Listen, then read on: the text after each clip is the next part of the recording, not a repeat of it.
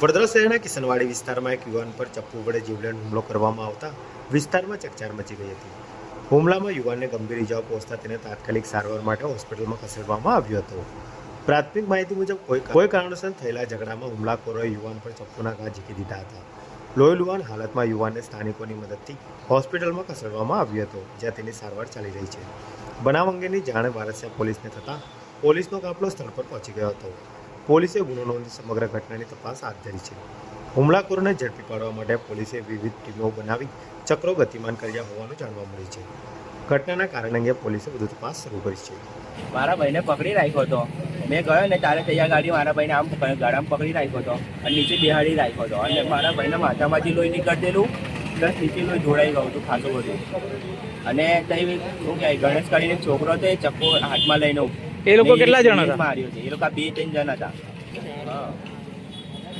નામ ખબર તમને કઈ? નામ એક છોકરાનું ગણેશનું ખબર છે, જેના હાથમાં ચપ્પુ હતું નહીં.